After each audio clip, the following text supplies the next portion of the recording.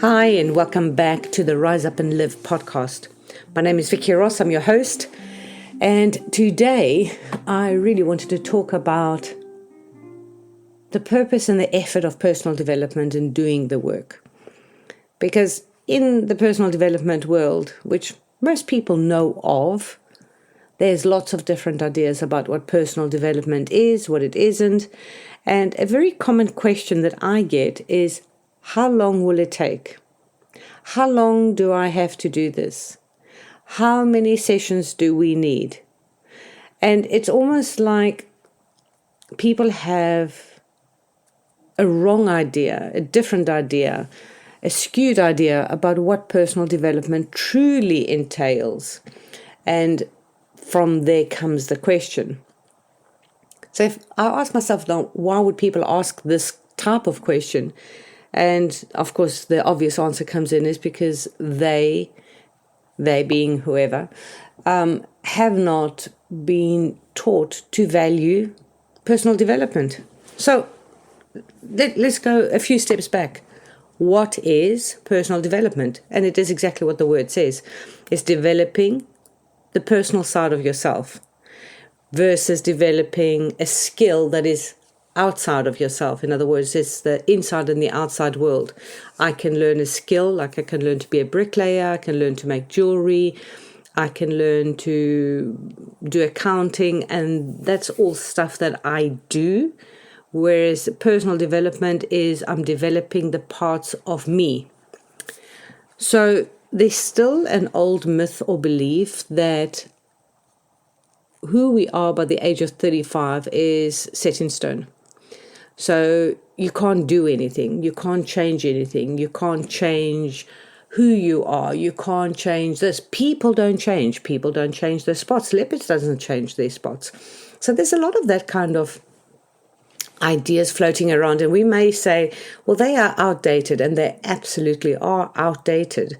Having said that, if the people that you've been hanging around with could be your parents, your grandparents, and then, of course, your peers probably wouldn't be saying these things, but the older generation definitely would be still saying that. Then whether you consciously have adapted that idea or not, unconsciously you have. So on the unconscious level, there's a part of us that says people don't change. And people still say it all the time. Oh, people don't change. Oh, when somebody says, oh, I will change. Please don't go. Please stay with me. Don't break up with me. I will change. People's advice is people don't change. So there is a kind of law, unspoken but spoken law that says people don't change. So therefore, personal development that has to do with you changing is almost like, well, why do that? That doesn't work. Why should I do personal development? But let's look at exactly who we are, what we are, and why personal development is something that should be happening all the time in our lives. So we have a body, a mind, and a spirit. Whether you believe it, whether you're spiritual, whether or not, it is that. It's the energy. Science has proved it beyond doubt about, the energy in the body. When people die, how the energy shifts. Even that the body becomes slightly lighter the minute the spirit leaves the body. So there is a body, there is a mind, which we still haven't found, by the way. When we do autopsies, we find a brain, but we don't find the mind. And of course, there's spirit. And it makes perfect sense to us because, again, of what we've been told right through our lives, what we've seen, what we've witnessed, what we've observed, that in order to keep the body healthy, we need to eat well and we need to exercise. So again, we all know this. We know that donuts are not good. We know that soda is not good, any sort of sodas, Cokes, things like that. We know that alcohol is not good. We know smoking is not good. We know that deep fried food is not good. We know that processed food is not good, but we still eat them. And we still look for diets and we still look for coaches. And that doesn't seem to be weird. But again, think about the idea or the paradigm that we've got. I will be on diet until I lose my weight, and then I can stop. Then I can go back to eating what I've always had and probably pick up weight again. The same with fitness. Most of us will go to the gym and sign up so that we can have a body that we want, that we can fit into the jeans from 10 years ago, or we can run a marathon with a friend because I've taken a challenge. And then the minute I've achieved my goal, that's where it ends. So in that way, I can understand when people say I'm doing personal development because I've been told that I don't communicate well. I've been told I've got anger issues. I've been told I'm a victim. I've been told this, that, and the other. I've come to realize that I'm this, that, and the other. And therefore, I want to do some personal development and fix that. So how long will it take me? So again, we have this idea that when I fix this, I'll be okay. So will it take me 1 month? Will it take me 3 months, 6 months? But like your body, like your mind, and like your spirit, this is an ongoing thing. I always say in class, if you wake up in the morning and you've got breath, you're not done. You're still cooking. So how long will it take? It will take your whole life. Do you have to do intense work your whole life? No. You don't have to do intense work your whole life. But you do have to work on things. Now, here's where it gets tricky. It's almost like there's phase 1 and phase 2 of personal development. And again, personal development is an umbrella for such a big area and things that it involves and entails, that it's almost like, well, where do I begin? It can be a minefield. But let's just go that there's 2 areas to personal development, and this is the way I look at it. So part 1 of personal development is the obvious trauma reactive behaviors that we have. So for instance, when this happens, I react this way. Every time. It's almost like rehearse. It's almost like a play. It's if I say to somebody, oh, so-and-so is coming, and oh my God, we're going to tell them X, Y, Z, and everybody goes, oh, and they're going to do A, B, C. It's almost like a scripted play. We know. They know. Everybody knows. Because you've already identified with that personality, and that personality has a behavior, and that behavior behaves in a way that is predictable. So the first part of personal development is becoming aware in ourselves about these kind of behaviors and aware of the root of them. Now, when I mean the root of them, I don't suggest that we go and do deep past history, psychoanalysis type of stuff. But there needs to be a certain level of knowing and awareness about where this has started, where this has come from. What is it about my life that I behave this way? And do whatever therapy works for the person. And again, there's so many different techniques, great tools that don't all work for all things, for all people. And you can't give up when one thing doesn't work, because it's a bit of a try it out and see how it goes. And keep going until you find something that really, really resonates with you. So the first part, and sometimes with people that have had awful childhoods and all that, it can take 6 months, it can take a year, it can take 2 years of deep work, of being challenged, and the biggest problem that I see is that people are not aware of their pain or their triggers, or they kind of excuse their triggers like, it wasn't my fault, I got triggered. So they abdicate the responsibility of their behavior because somebody else did something. And I just want to say, in this moment, you're always responsible for your outcomes and your behaviors. So that will be the first part of doing the healing. So here's where I see people get stuck. They don't stop the healing, the trauma, adjusting. They're constantly looking for what else is wrong, what else is wrong, what else is wrong. And this is where it becomes a bit of, if there's a right word, but it's a bit of a bit of a situation. Let's put it that way. And here's the situation. It's the symbiotic parasitic relationship. For there to be the desire and the work and the effort and the behavior and the discipline of healing. So I'm doing this to heal. I'm eating better to heal. I'm doing my meditations to heal. I walk and I exercise to heal. While we are constantly telling ourselves that we're doing this to heal and we are healing, we are also keeping alive the idea that we are not healed. And that is where that conflict comes in. So if you're doing everything to heal or to even stay healthy, it's presupposing that you're not healed, or the minute you stop, you'll go back to being sick.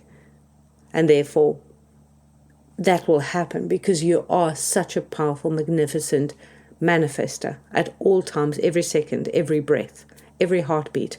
You're manifesting. So if the idea, and it's a very subtle idea, that I'm doing this to heal, oh, look at me, I've healed. I have worked really hard for 2 years. I have changed my diet. I have run a marathon and I've meditated 6 hours a day for the last 2 years. Okay, I'm exaggerating, but still. Then people can go, wow, look at that dedication. And they can see in you that you are somebody that's focused, dedicated, disciplined kind of person, which makes you feel good because therefore you're being recognized as those things and you have healed. Tick the box. And you are saying, because you've always said that this is to heal, the minute you stop doing what made you heal, it presupposes that you're going to get sick again. So you get trapped in a cycle.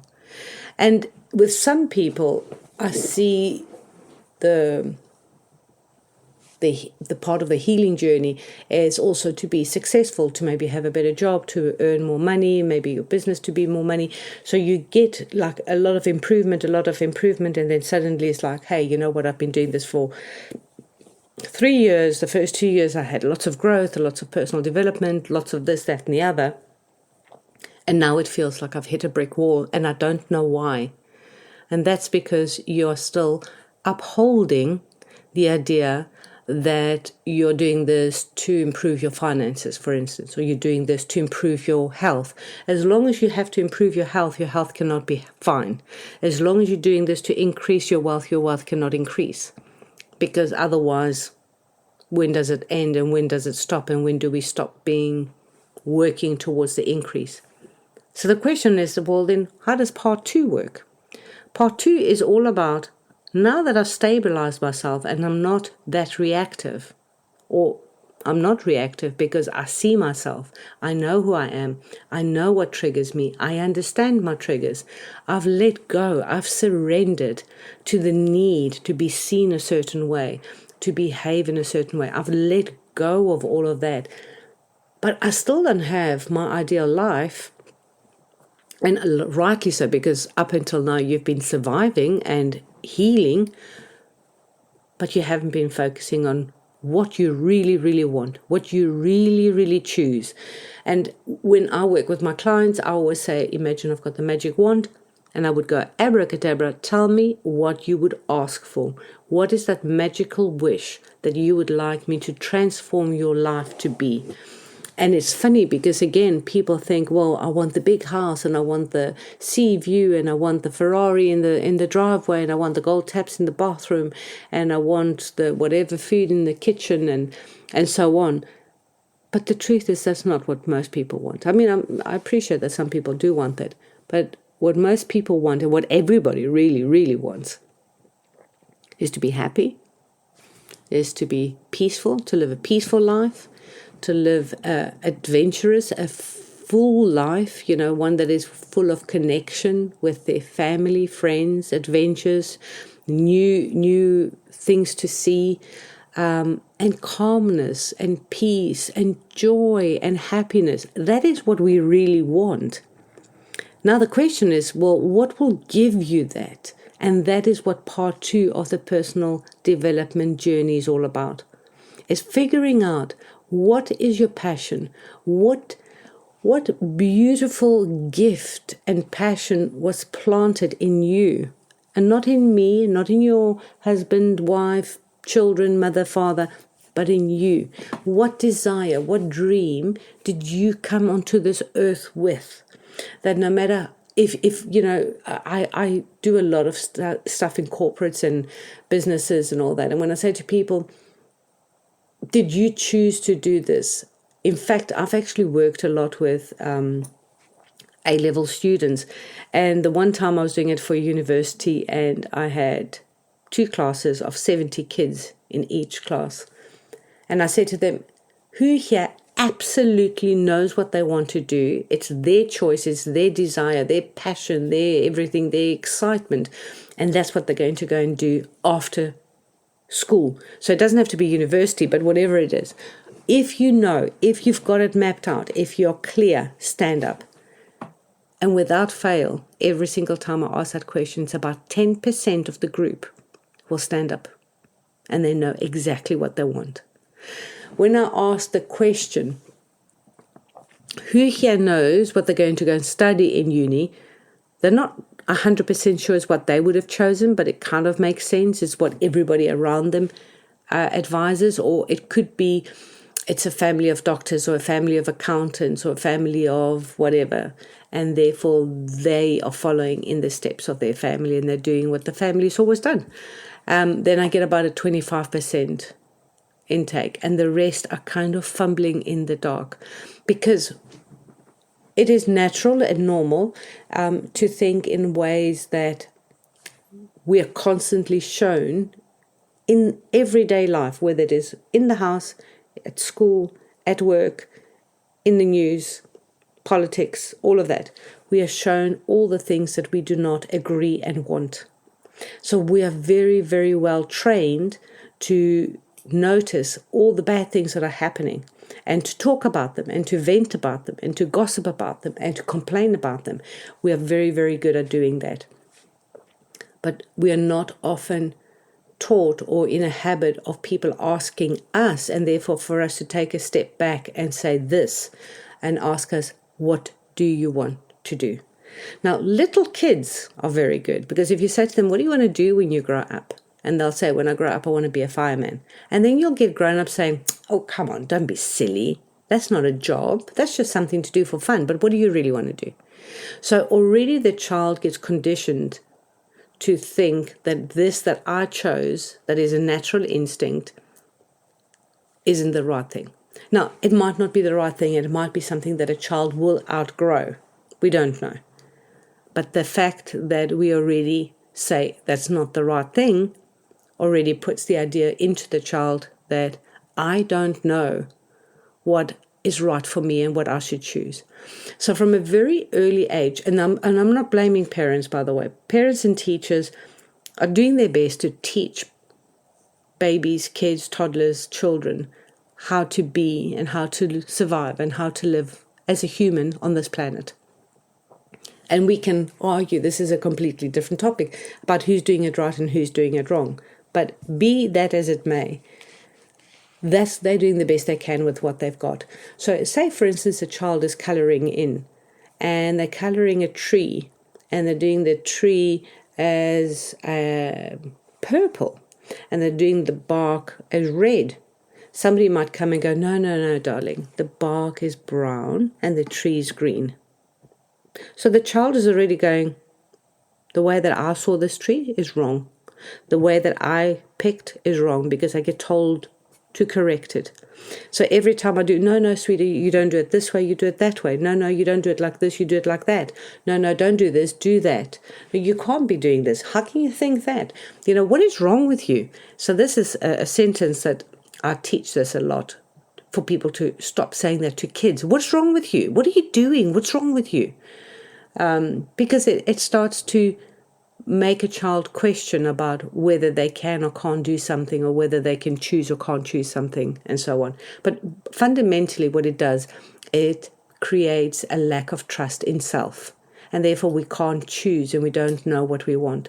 So when it comes to that second part of personal development, and I do this so often where I say to people, tell me what you want. People are very quick to tell me what they don't want, but they struggle to tell me what they want. So the second part of your personal development is to now start developing the personality character, that has the behaviors, the disciplines, the ideas, the paradigms, the beliefs of something different that creates a different life. It's very obvious for us to say the reason this person has this life is because they believe this, this, and this about themselves. And because they believe that, they behave this way, they've studied this, they do this, they've got this discipline, they've got this kind of routine, and that's why they've got this result. So it's very easy for us to see it that way.